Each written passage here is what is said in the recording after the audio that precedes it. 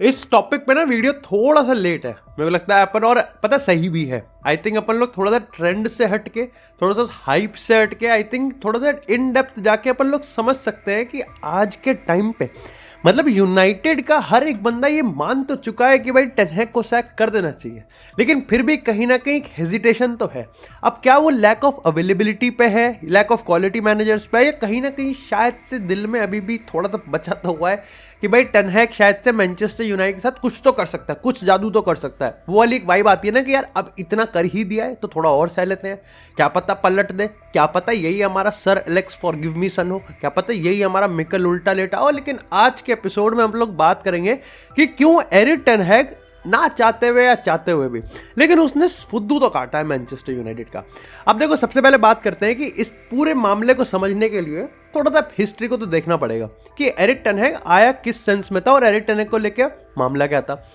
बहुत टाइम ऐसा हुआ कि सर एलेक्स फर्गसन के सैक होने, मतलब जब उन्होंने छोड़ दिया तो उसके बाद जितने मैनेजर भी सैक होते रहे उन सब में एक चीज कॉमन आपको देखने को मिलेगी, या तो वो एक हिस्ट्री या फिर एक ऑरा लेके आते थे, या फिर उनके पास ना एक हिस्ट्री रिपीट करने का एक पैटर्न था।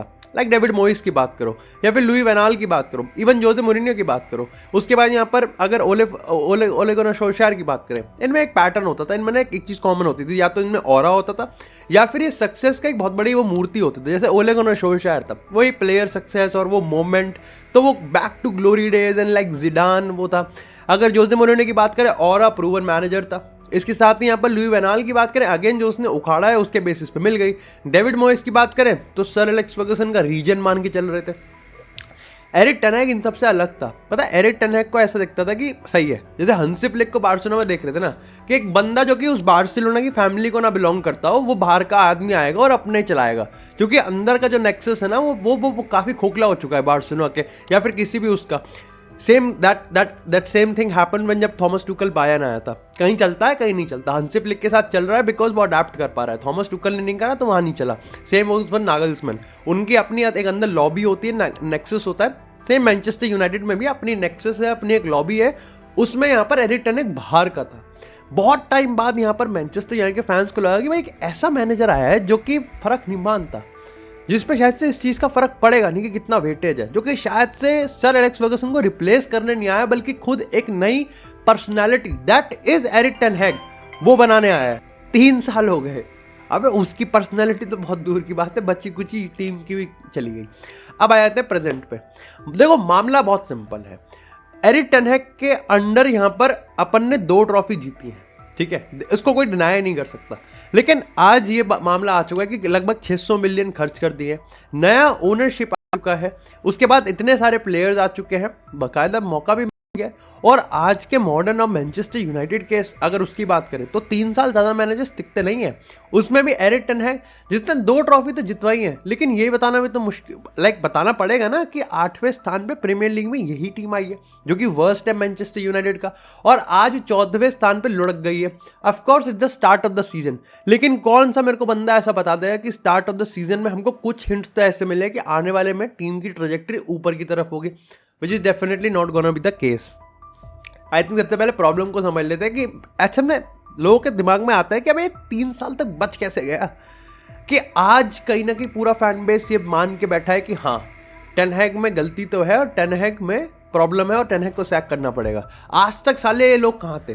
देखो, इसका ना एक लेयर बाय लेयर इसका आप जो अगर पढ़ते हो खोलोगे ना, तब तुमको समझ में आया कि एक साथ सारे बंदे कन्विंस नहीं हुए, थोड़े होके कन्विंस हुए, और फिर तब जाके आज like majority of the United fans या फिर न्यूट्रल फुटबॉल फैंस की बात करें, वो समझते हैं कि नहीं टेन हैग ने फुद्दू काट दिया और बढ़िया काट दिया। देखो, पहली चीज़ जो सबसे बड़ा रीज़न था ना, वो है इसकी 2 ट्रॉफी। देखो, मानो या ना मानो, ओले गुनार सोल्शायर का फुटबॉल अच्छा था, बढ़िया था, ठीक है, रनर्स अप आए प्रीमियर लीग में। अगेन जोसे मोरिन्यो के पास वो और आता। अगेन आप यहाँ पर लुई वैन गाल की बात करो या फिर आप डेविड मोइस की बात करो, इवन आप यहाँ पर राल्फ रांगनिक की बात करो, सबके पास अपने अपने प्लस पॉइंट थे, लेकिन मेजोरिटी ऑफ देम के पास ट्रॉफी तो थी नहीं। अनलाइक जोसे मोरिन्यो की अगर हम बात करें, जिसने यूरोपा लीग जितवाया था, लेकिन उसके बाद ट्रॉफी एक ऐसा मुद्दा था कि मैनचेस्टर यूनाइटेड फैंस को जरूरी चाहिए थी। This club needed that trophy, वो ट्रॉफी चाहिए थी क्योंकि थी नहीं। They don't want to be the next Arsenal और नेक्स्ट टॉटनहम की भाई ट्रॉफी ही नहीं आ रही बिल्कुल भी, जीत ही नहीं पा रहे। काफी लोग कहेंगे कि लिवरपूल ने अपनी बहुत साल बाद जाके उसने प्रीमियर, अरे लिवरपूल चैंपियन लीग में जीत रही थी भाई। 2020 में अगर वो प्रीमियर लीग जीते थे तो 2019 में चैंपियन लीग जीते थे, 2018 में चैंपियन लीग फाइनल भी गए थे। तो ये भूल जाते हैं लोग कि उसको 5 साल लग गए थे क्लॉप को एक करने में। ऐसे ही लोग मिकल उल्टा लेटा की अगर हम बात करेंगे तो, लेकिन उल्टा लेटा के भाई में एक बात बहुत बढ़िया थी आर्टेटा में कि उसमें लेयर बाय लेयर आपको प्रोग्रेस दिख रहा था। मैनचेस्टर सिटी से वो कैसे जहां पर लेकिन जमीन से उठा के स्टार बना दिया, वो टेन हैग में नहीं है। बट टेन हैग ने 2 ट्रॉफी तो दी थी और इसको डिनाई करना मुश्किल था। 2 सीजन में 2 ट्रॉफी, और आपने ऑलरेडी यहाँ पर मिकल भाई को तो आपने ऑलरेडी सरपास और उस बराबरी पे आ गए आपने, और आपने ऑलरेडी यहाँ पर बहुत बहुत बड़े सेक्शन ऑफ द फैंस का आपने यहाँ पर जो है दिल जीत लिया, चाहे कैसे भी। हुक और क्रुक वाली बात है, ठीक है, सिंपल सी बात है, आपने कैसे भी जीत लिया। जो दूसरा सवाल था ना, जो दूसरा पॉइंट था, यहाँ पर अभी भी लोग थोड़ा हेजिटेट कर रहे थे और स्टिल नेट टेन हैग प्रो ही थे। That was Ronaldo and Sancho के। देखो रोनाल्डो के साथ प्रॉब्लम ये थी कि रोनाल्डो वाले मुद्दे में रोनाल्डो ने उस चीज को जिस तरीके से करा वो न्यूट्रल फैंस के लिए थोड़ा सा अजीब था। उनको लगा कि यहाँ पर क्रिस्टियानो रोनाल्डो ने टेन हैग की बेइज्जती करी और टेन हैग ने यहाँ पर कोई इनसाइट नहीं करा, बल्कि रोनाल्डो ट्रिगर हो गया, रोनाल्डो ऑफेंड हो गया, रोनाल्डो अपने आप को एज ए सब्स्टिट्यूट नहीं देख पाया। जो प्रो रोनाल्डो थे वो उस चीज़ की बात को मान के चल रहे थे कि कहाँ पे क्रिस्टियानो रोनाल्डो के साथ वो हुआ। अब इस पूरे केस पे तुम्हारा क्या सेक्शन है? इट्स अ हिस्ट्री और लाइक वो हिस्ट्री है, वो पास्ट की बात है। लेकिन नेट बात जो आपको आर्टिकल्स में देखने को मिलती है, चाहे आप मीडिया की बात करो, चाहे आप प्रो यूनाइटेड की बात करो, किसी की बात करो, इट वाज लाइक कि टेन हैग ठीक है, it is the Cristiano Ronaldo जिसको अब जाना पड़ेगा। और रोनाल्डो शायद से अपने लाइक रोल को घटता हुआ नहीं देख सकता है, इसलिए आई थिंक उसने टेन हैग को लपेट लिया। अदरवाइज टेन हैग तो ठीक है, अब लाइक बाकी दैट्स अ रोल। तो यहाँ पर भी टेन हैग को उसका फायदा मिला, सांचो के साथ भी सेम। भाई सैंचो ने यहाँ पर मीडिया में आके बात कही, जब सबको लगा कि भाई सैंचो मीडिया में आके बात क्यों कर रहा है। एक प्लेयर अगर अपने मैनेजर पे उंगली उठा रहा है इसका मतलब कुछ तो फिशी है, और सैंचो ने कुछ प्रूव भी नहीं करा था। रोनाल्डो के साथ तो एक बहुत बड़ी चीज थी कि रोनाल्डो ने प्रूव करा था, ठीक है, रोनाल्डो ने अपने आप नंबर दिखाए थे और रोनाल्डो को झट से एकदम हटा दिया, तो that was the problem. Sancho ने अपने नंबर नहीं दिखाए थे, नंबर दिखाने के लिए उसमें सिर्फ अपनी जर्सी का नंबर और अपने यहाँ पर ट्रांसफर फी का नंबर था। इसके बाद यहाँ पर सबको लगा कि भाई टेन हैग को लपेट रहा है, इसका मतलब मैनेजर कुछ तो बढ़िया कर रहा है। अगर मैनचेस्टर यूनाइटेड ड्रेसिंग रूम में लोगों की किलस रही है, इसका मतलब मैनेजर कुछ अनकन्वेंशनल कर रहा है, इसका मतलब मैनेजर कुछ ऐसा कर रहा है जो कि आज तक किसी ने नहीं करा। तभी तो यहाँ पर इनकी नेक्सस टूट रही है, तभी तो यहाँ पर इनका फैमिली वो टूट रहा है, तभी तो यहाँ पर इनकी हेजिमनी टूट रही है और यहाँ पर नेपोटिज्म को बिल्कुल बर्खास्त किया जा रहा है, कोई फेवरेटिज्म नहीं है। यहाँ पर भी टेन हैग को सपोर्ट मिला। इसके साथ पहले सीजन में आपने 3rd फिनिश किया और जो आपको फुटबॉल देखने को मिला कि मार्कस रैशफोर्ड गोल स्कोर कर रहा है, क्रिस्टियानो रोनाल्डो को आपने सरपास कर दिया, आपने यहाँ पर अपने प्लेयर्स खिलाए हैं और ज़्यादा ट्रांसफर भी आपने खर्च नहीं करा, बट स्टिल आप एंटनी के बाद की अगर हम बात करें तो still like overall Manchester United pro दिख रही थी, बढ़िया दिख रही थी। लेकिन प्रॉब्लम आती है यहाँ पर दूसरे सीजन से। अब देखो पहले सीजन में क्रैक देखने को तो मिल जाते हैं, क्योंकि पहले सीजन में असल में होता ही है ना कि पहले सीजन में it's all about rebuilding, it's all about a new identity. तो उसमें काराबाओ कप आ गया, उसमें 3rd फिनिश आ गई, ठीक है। अब यहाँ पर पैसा देना था, एरिक टेन हैग की अथॉरिटी भी बढ़ गई, सब चीज़ बढ़ गई। लेकिन दूसरे सीजन में वो जो गेम प्ले आपको चाहिए था वो तो आया ही नहीं कभी, जो टैक्टिक्स आपको चाहिए थी वो कभी होती ही नहीं है। अब इसके पीछे का रीजन ये है कि यहाँ पर जिस तरीके से एरिक टेन हैग अपने पहले सीजन में यूनाइटेड को खिला रहा था, उसका बहुत बहुत बड़ा हिस्सा इस पे जा रहा था कि जो इंडिविजुअल क्वालिटी है वो टॉप नॉच थी। चाहे आप उसमें वरान की डिफेंडिंग की बात कर लो, चाहे आप कासिमिरो की डिफेंडिंग की बात कर लो, आज दोनों ही नहीं है, और ये दोनों तो मैं कहूँगा सेकंड सीजन में खराब हो गए थे। इसी का रीजन था कि यहाँ पर एरिक टेन हैग का सिस्टम तो बढ़िया था कि वर्टिकल जाते हैं और बिल्कुल काउंटर अटैकिंग शॉन्डाइश फुटबॉल खेल देंगे, लेकिन उस चीज़ को इंप्लीमेंट करने में उसके प्लेयर जो उस टाइम अवेलेबल थे उनका बहुत बड़ा रोल था। आज की अगर आप लेवल की बात करोगे तो आज प्रॉब्लम एरिक टेन हैग के लिए ये है कि सिस्टम तो तब भी फुद्दू ही था, आज भी फुद्दू है, बस फर्क इतना है कि आज प्लेयर की क्वालिटी भी फुद्दू है। आज आप किसी भी प्लेयर के ऊपर हाथ रख के ये नहीं कह सकते कि ये मैच जितवा देगा। उस टाइम ये था, उस टाइम मार्कस रैशफोर्ड था, उस टाइम कासिमिरो और वरान बचा रहे थे, उस टाइम ब्रूनो बचा रहा था, आज नहीं कह सकते आप। और ये एरिक टेन हैग के लिए, और 1st, 2nd और 3rd अगर हम इस सीजन की बात करें तो 2nd सीजन में तुमको लगेगा कि यहाँ पर अरे ये तो सबके सामने होना चाहिए था, इंजरीज ने बचा लिया। उसके बाद यहाँ पर कॉन्स्टेंटली अपनी ही बात पे पलटना, ये भी एरिक टेन हैग ने अपने को सिखाया कि भाई एरिक टेन हैग ने कहा कि नहीं मैं आयैक्स की तरह नहीं खेल लूंगा, मैं बेस्ट ट्रांजिशन टीम, जो कि एक्चुअली में दिख भी रहा था। इतना कंफ्यूजिंग उसका गेम स्टाइल रहता था कि मैनचेस्टर यूनाइटेड हाई प्रेस तो जरूर करती थी, लेकिन फिर भी 5 सेकंड बाद अपनी ही पेनल्टी बॉक्स में डिफेंड करती थी, because this was the actually principle जो एरिक टेन हैग बनाना चाह रहा था, भले ही वो कुछ भी गए। उसको चाहिए था कि यहाँ पर बॉक्स डिफेंडिंग मैनचेस्टर यूनाइटेड करेगी और उसके बाद यहाँ पर ऑपोजिशन बेट होगा, ऑपोजिशन को लगेगा कि ललचाएगा वो, उसके बाद यहाँ पर मार्कस रैशफोर्ड को बॉल निकाल देंगे या फिर गार्नाचो को बॉल निकाल देंगे, ब्रूनो उस बॉल को निकाल देंगे और अपन फटाफट से जाके गोल मारेंगे। This was the exact thing. FA cup उठा लो, कारबाओ कप उठा लो, कोई सा भी बड़ा गेम उठा लो जो कि मैनचेस्टर यूनाइटेड जीती है, वो इसी के बेसिस पे जीती है। फिगर आउट कर लिया ऑपोजिशन ने, बात खत्म। गैलाटासरे की बात करें, अब या तो टीम बेट नहीं होती या फिर टीम इतना बढ़िया हाई प्रेस करती है कि ये सप्रेस हो जाते हैं।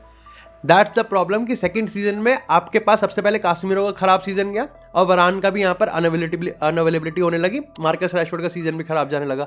ऐसे में यहाँ पर आपका सिस्टम जो पहले से ही फुद्दू था, अब उसको प्लेयर भी कैरी नहीं कर सकते। तीसरे सीजन में आते आते यहाँ पर बात ये हो गई कि अब तो प्लेयर्स चाहिए और इंजरी वापस आ जाए। लेकिन मामला तो तुमको भी पता है ना कि अब तो इंजरी भी नहीं है और अब तो प्लेयर्स भी तेरे हिसाब से। अगर एस्टन विला की ही बात करें तो 400 मिलियन के वर्थ प्लेयर्स तो इसके बेंच पे बैठे हुए थे। 80 का एंटनी था, उगारते भी वहीं था, जिर्गजी भी वहीं था, डिलिक भी वहीं था, लिसांद्रो भी वहीं था। जो मैनेजर ये कहता है कि मेरे को अपने टाइप के प्लेयर्स चाहिए, उसने एक गेम के बेसिस पे चाहे खराब ही खेले हो, उसने जॉनी एवंस और मैगवायर को डाल दिया। अगर मैं ये मान के भी चलूं कि मैगवायर को यहाँ पर गेम डाला गया है जस्ट बिकॉज क्योंकि मैगवायर को वो रिवॉर्ड कर रहा था, जॉनी एवंस को डालने का कोई फर्क नहीं पड़ता, because Johnny Evans long term solution हो ही नहीं सकता। बट यही तो बात है, अपनी ही बात पे पलट जाना, अपने आप को ये एक्सप्लेन नहीं कर पाना कि आप इस पूरे स्क्वाड से वो अचीव क्या करना चाहता है, वो उसको भी नहीं पता। इवन दो वो चाहे ये कहेगा कि हम आईएक्स की तरह नहीं खेलना चाहते, लेकिन बात उसने इसी की स्टार्ट करी थी। बात असल में ये है कि अगर वो ये कह रहा है कि मैं बेस्ट काउंटर अटैकिंग टीम बनाना चाहता हूं, तो उसका मतलब ये नहीं होता कि आप हर बार गोल खाने वाले हो। अगर जितने भी एक्सजी कितना कंसीड कर रहा है, वो कितने चांसेस ले रहा है, हर में मैनचेस्टर यूनाइटेड वर्स्ट है इस पॉइंट ऑफ टाइम पे, वर्स्ट। और टेन हैग यहीं पर ही बचता चला गया कि यहाँ पर 2 ट्रॉफीज, देन रोनाल्डो सैंचो का सिचुएशन, उसके बाद उसकी मीडिया कम्युनिकेशन, अपने आप को हमेशा सूट बूट में दिखाना कि फर्क नहीं पड़ता। That was also a part कि यहाँ पर लोग ये भी समझ रहे थे कि इसको डर नहीं लगता, और आई थिंक जिसको डर नहीं लगता ना उसको रखना चाहिए। लोग इस चीज़ को, जो उसका ऑरा है, he is very good, he is very discipline. आप मतलब इतना चुतिया फुटबॉल खेलने के बाद आप सोचोगे कि मैनेजर की फटी हुई होगी, मैनेजर बौखला जाएगा, यर्गन क्लॉप पेप गार्डियोला को डाल दो वो हड़बड़ा जाएंगे। ये बंदा ऐसा आता है कि जैसे ही come after having a sex, like बिल्कुल काम, लाइक ऑर्गेस्मिक, और इतना काम रिप्लाई आता है कि ऐसा लगता है कि 7-0 से जीती है इसकी टीम, बांसले से खेल के आई है। वो आपको मजबूर करता है सोचने पे कि यार अगर कोई सिचुएशन को पलट सकता है ना तो वो ऐसे ही मैनेजर पलटेगा, नहीं तो बाकी तो दबाव में दब जाएंगे।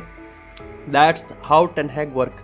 तो ये सारी चीजें काम की थी, अब पत्ते खुलने लग गए, क्योंकि अब समझ में नहीं आ रहा कि यहाँ पर टीम को कैसे करा जाए, टीम को कैसे बिठाया जाए।